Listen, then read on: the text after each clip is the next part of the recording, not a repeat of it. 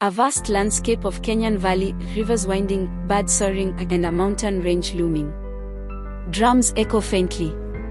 The screen slowly fades into the village of Nairobi. In the heart of the ancient Kenya Valley, where spirits speak through wind and rivers remember names, there rose a silence. Not the silence of peace, but the silence of fear. This is the tale of a people strangled by power.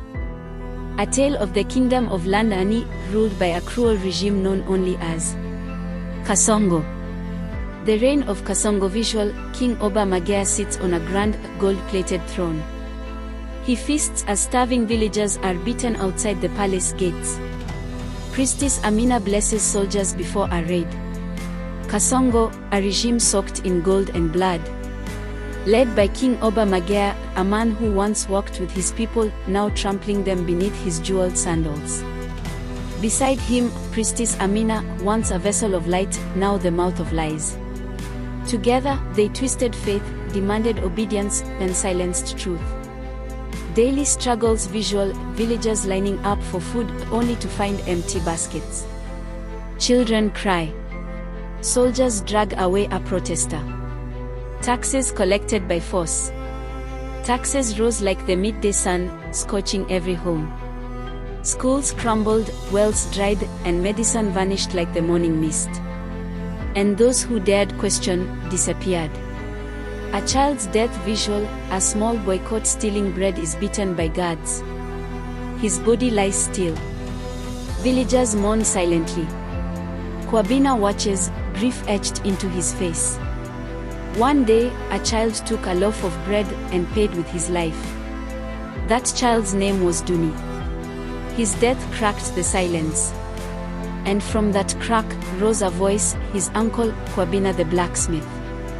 The spark of rebellion visual, Kwabena speaks to villagers in whispers. They gather in secret. Shadows shift. Zula, cloaked in a hyena hide, watches from afar. Kwabena, strong of arm and louder of soul, began to speak. Not with fire, but with truth. And in the shadows, a legend returned, Zula the hunter, exiled for defiance, reborn as the storm. Gathering the echoes visual, hidden caves. Fires burn. Rebels gather. Mama Deka chants to the ancestors. Tano and Lumo race across fields delivering scrolls. They called themselves the echoes, whispers of those long silenced. Among them, Mama Deka the herbalist, keeper of forbidden lore.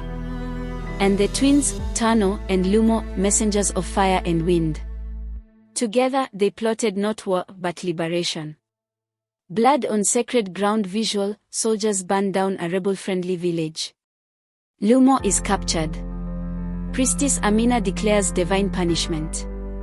Tano escapes, crying. To kill rebellion, Kasongo painted blood on sacred ground. Priestess Amina declared it holy judgment. Lumo was taken. Tano ran, carrying grief like a blade. Rise of the people visual, villagers destroy a tax station. Zula leads a charge through the jungle.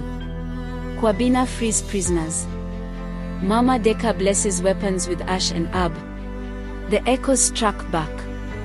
Not from above, but from below. They moved like mist, stung like scorpions. The people no longer whispered, they roared.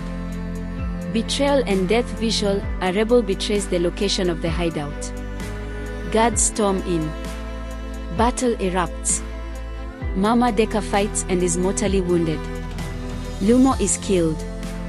But even storms meet thunder. A traitor sold their secret. Blood spilled. Lumo fell.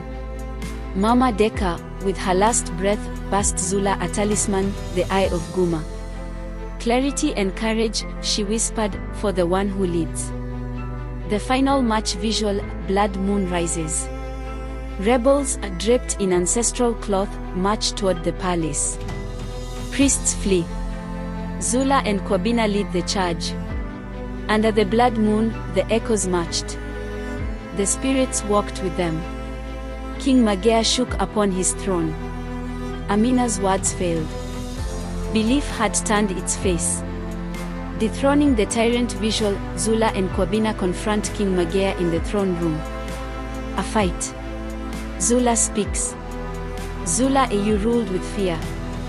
But fear has found you. Today, the people remember their power. The king was defeated. Not by sword, but by truth. Exiled into the forest, he walked alone, haunted by the voices of those he betrayed. A new dawn visual, villagers rebuild homes. Children laugh. Zula places the eye of Guma in a shrine. Tono carves Lumo's name into the tree of ancestors. The kingdom did not rise under a new crown, but under the hands of the people. The council served, not ruled. And the drums of land Ani beat again, for life.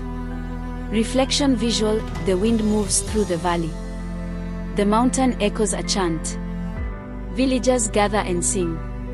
Zula walks into the horizon. And so, from silence came the roar. From fear came the fire. These were the echoes of war, and they still whisper through Nyoka's wind.